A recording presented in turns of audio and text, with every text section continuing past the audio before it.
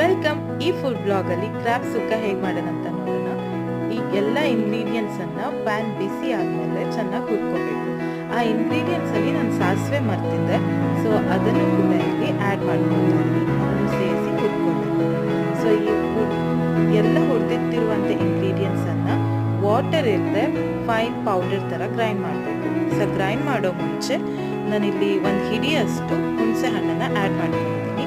ಇದನ್ನು ಪೌಡರ್ ಮಾಡ್ಕೊಂಡಿದ್ದೀನಿ.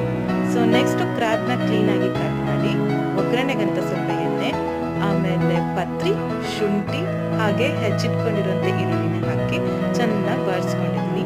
ಆಮೇಲೆ ಕಟ್ ಮಾಡಿರುವಂಥ ಎಲ್ಲ ಕ್ರಾಬ್ಸನ್ನು ಆ್ಯಡ್ ಮಾಡಿ ಶುಂಠಿ ಬೆಳ್ಳುಳ್ಳಿ ಪೇಸ್ಟ್, ಆಮೇಲೆ ಉಪ್ಪು, ಆಮೇಲೆ ಅರಿಶಿನ ಹಾಕ್ಕೊಬಿಟ್ಟು ಚೆನ್ನಾಗಿ ಬಾಡಿಸ್ಕೊಂಡಿದ್ದೀನಿ. ನಂತರ ಒಂದು 5 ನಿಮಿಷ ಬಿಟ್ಟು ನಾವು ಮಾಡಿಟ್ಟಿರುವಂಥ ಎಲ್ಲ ಪೌಡರನ್ನು ಹಾಕಿ ಹಾಗೆ ಒಂದು 10 ನಿಮಿಷ ಬಿಟ್ಟು ಕೊರಿಯಾಂಡರ್ ಲೀವ್ಸ್ ಜೊತೆ ಗಾರ್ನಿಷ್ ಮಾಡಿದ್ರೆ